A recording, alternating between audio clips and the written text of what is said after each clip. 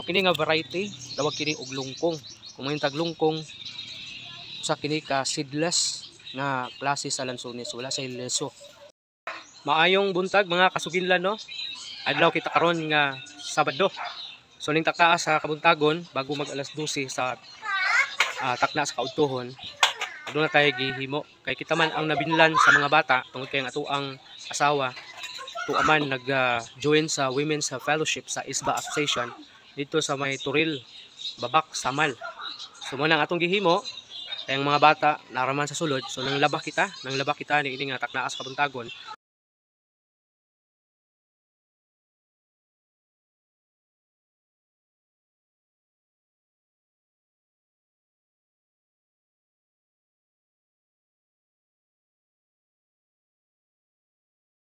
While nagalaba kita, nagatanom pud ta sa ato ang prutas nga napalit kagahapon og prutas pud nga gihatag sa ato. I mean kini nga seedling sa prutas.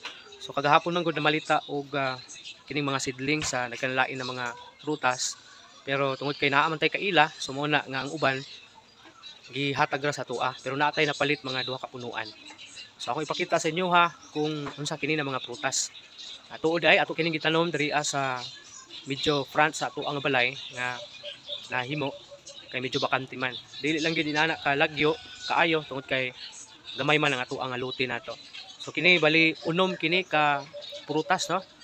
Unom pero murag lima ra ka klase sa ato ang mga prutas atong napalit ug nahatag sa ato.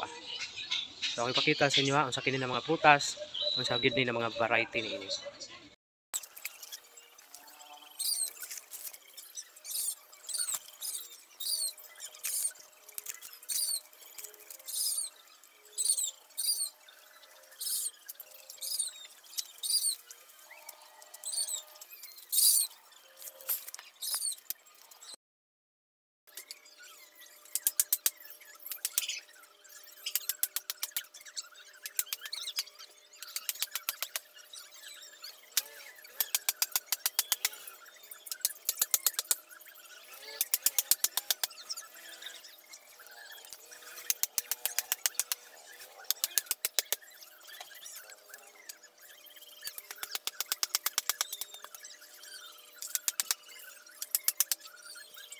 Ini siya nga prutas, isa ni sa gihatag sa tuwa sa tuwa nga kaila.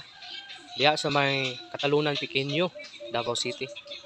So sa mga nanginahanglan diya og prutas or seedling o nangita og buot mo palit og lain-lain na klase sa mga seedlings sa mga prutas, pwede ka mo bisita diya sa Katalunan Pequeño sa may Maligaya Village. May mga prutasan diya, may mga seedlingan dira. So kini nga variety tawag kini og lungkong. Kung may taglungkong sa kini ka seedless nga klase sa lansones, wala sa leso. So medyo dako na ni siya. Siguro na sa mga 200 to 400 ang price niini pero yatag ra ni sa tuwa.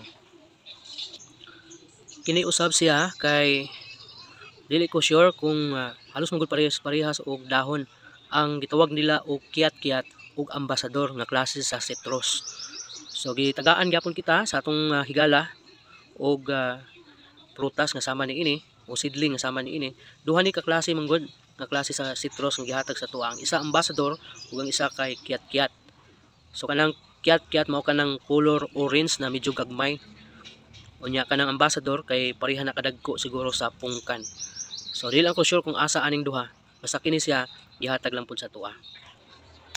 Kini siya usab kini ka variety sa lansones. Ang variety niya kay gitawag ni siya og doko. Kini nga klase nga lansones naa ni siya liso pero dili ni pareha sa hulo nga kung mapaakan nimong liso portigid ka pait. Kini siya walay pait ang iyang liso kung mapaakan nimo. Nya medyo baga po ni siya panit nga klase nga lansones. Doko kini siya. Napalit nato ni siya tuod. Diya sa may mintal og 150. Gani ang pinaka mahal dito na sila kantidad 400. So doko ni siya.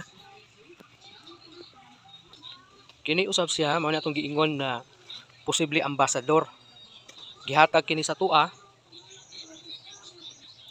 Wala ko kabalo kung asa atong una nga gipakita nako kung kato ba siya kiat-kiat o kini ang kiat-kiat. Pero basta ang gihatag sa tuwa isa ka ambasador ug isa ka kiat-kiat. So mo ni atong mo ni gihatag sa tuwa. So ato kini nga gitanom usab kay sa pamasin na ugma damlag maka-harvest kita o kakaon kita niini. So ambasador daw ni siya nga ang bunga daw sama kadako sa bunga sa pungkan. Kini siya mao kini ang gitawag og rambutan. Ang variety niini gitawag kini og maharlika. Ha? Sa mga sweeto dra og rambutan, ang maharlika sa kini ka klase sa rambutan nga diin ang iyaha nga unod matanggal sa iyaha nga liso. Dili pareha sa native kay imuharang ugumon kay di man matanggal ang iyang unod sa iyang nga liso. Pero kini siya matanggal gyud siya. So mao ni siya. Napalit nato ni siya sa kantidad nga 100. Gani na ay 250 dito, na apoy 400 pero kini lang atong gipili na medyo gamay. Nya gihatag lang sa tuwa 100 pesos. Kini usab siya, medyo gamay pa siya. Pero sige na lang tungod kay kini siya gihatag raman sa tuwa. Ang variety gyapon niini kay maharlika. Usa ka klase sa rambutan.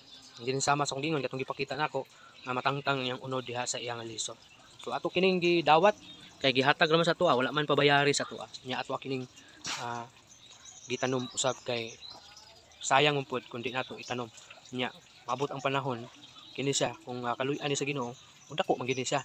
Bisag gamay tuod sa pagtanom pero pag di lang siya mamatay, dako gini siya. So mao na ato ang ganap karon nga adlaw, karon nga buntag human kita makapanglaba. So mao na ato ang gilabhan. So mao na naglaba ta kay wala man nagyagaw atong mga kabataan. Ya wala pud atong asawa kay nag-appeal in town sa ilahang women's fellowship dito sa Samal. So kana lang ug salamat gyud sa inyong kanunay nga suporta sa ato ang gamay nga channel nga mao ang Suginlan ko ikaw. God bless everyone.